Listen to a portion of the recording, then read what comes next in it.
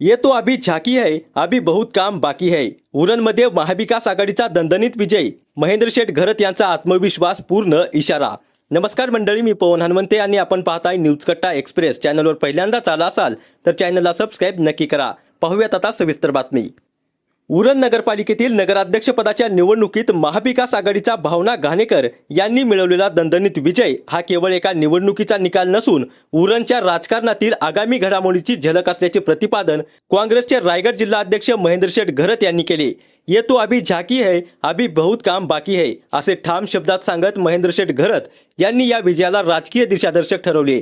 महेंद्र शेठ घरत म्हणाले की महाविकास आघाडीत नगराध्यक्ष पदाच्या उमेदवाराबाबत प्राथमिक चर्चा सुरू असतानाच त्यांनी माजी आमदार मनोहर भोईर यांना स्पष्ट सांगितले होते की भावना घाणेकर या लढाऊ, सक्रिय आणि जिंकणाऱ्या उमेदवार आहेत. त्यामुळेच भावना घाणेकर यांनाच उमेदवारी देण्यावर ते ठाम राहिले आणि आज त्या निर्णयाला जनतेच्या कौलाने शिक्कामोर्तब झाले. याचा त्यांना मनस्वी आनंद असल्याचे त्यांनी सांगितले.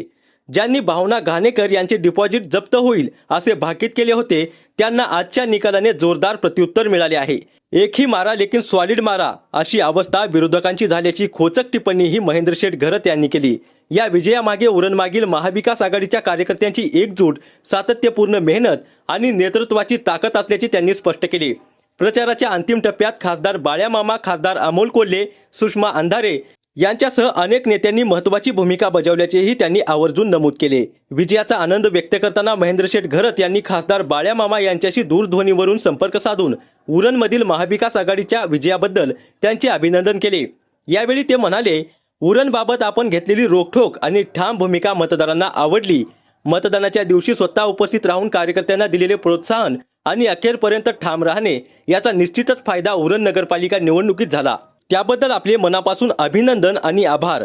एकूणच उरणमधील हा विजय महाविकास आघाडीसाठी नवे बळ देणारा असून येणाऱ्या राजकीय संघर्षाची नांदी ठरणार असल्याचे चित्र स्पष्टपणे दिसून येत आहे. अशाच नवीन अपडेट जाणून घेण्यासाठी आत्ताच आमच्या चॅनलला सबस्क्राईब नक्की करा.